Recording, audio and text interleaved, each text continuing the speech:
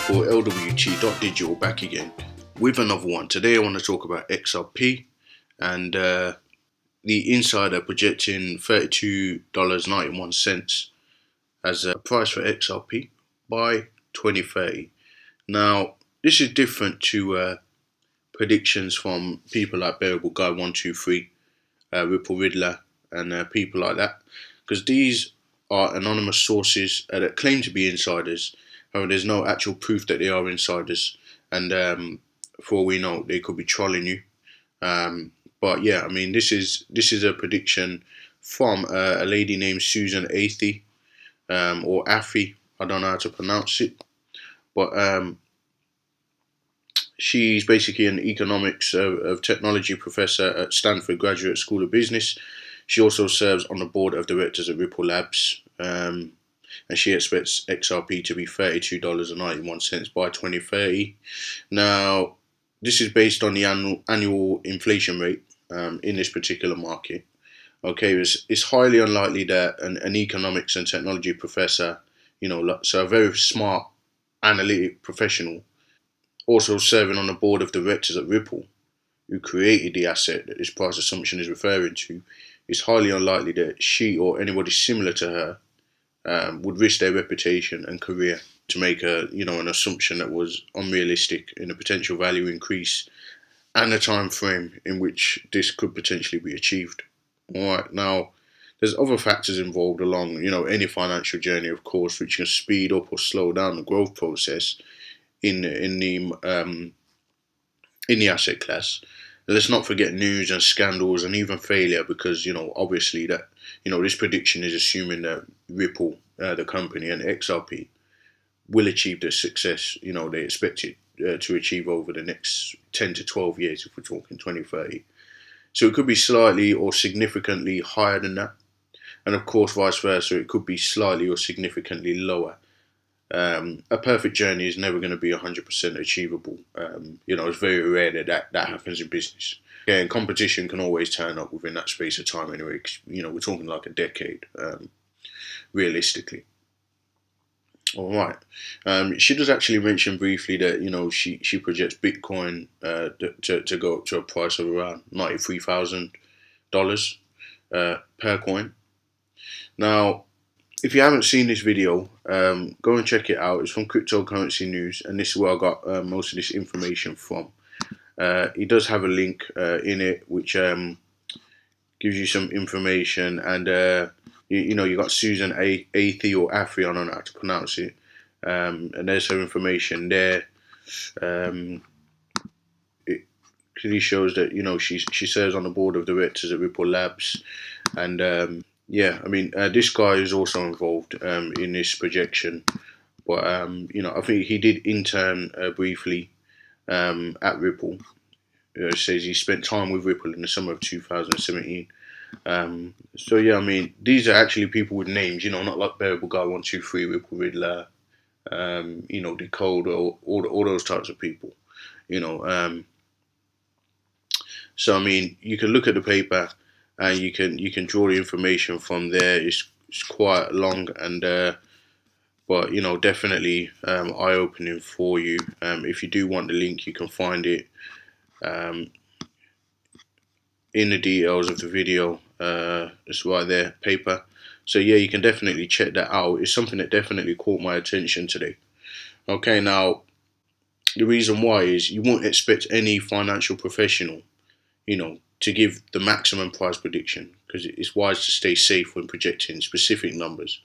And that's why I personally think, this price of $32.91 would be like the minimum price that she would expect, really, XRP to be by 2030. And, like I said, that's based mostly on the rate of inflation. So that's not even, taking into account FOMO buyers and new partnerships and etc. So it doesn't change the fact that I've believed for a long time that XRP will exceed that number quite easily over the next few years. It's definitely possible. Okay, XRP at the moment up around 11%, 11.81%. We've seen a surge obviously today. there's definitely some bullish sentiment, and over the next few weeks to few months, we could potentially see XRP reaching an all-time the previous high. Whether it will surpass the all-time high, who knows? But I reckon if it was to kind of go up and touch the previous high, we could probably see a correction even back down to current prices today, around the 30 cents mark. So, be wise about your investment. This is not financial advice. This is for entertainment purposes only. Please do your own research and your own due diligence when investing in crypto assets or any asset class. That being said, and please don't risk anything you can't afford to lose. Okay, and please don't invest because a YouTuber told you to invest. Yeah, definitely. I don't want to take all the credit for this information. I want to give all the credit to like I said, cryptocurrency news for this, because this is something that I was driving along. I was coming back from a place called Corby, and I was listening to this video, and it definitely caught my attention, and yeah, I just wanted to share that with you guys. Let me know what you think in the comments. Do me a favor as well, smash the thumbs up, click the subscribe button, hit the little bell if you haven't done already. I appreciate every subscriber.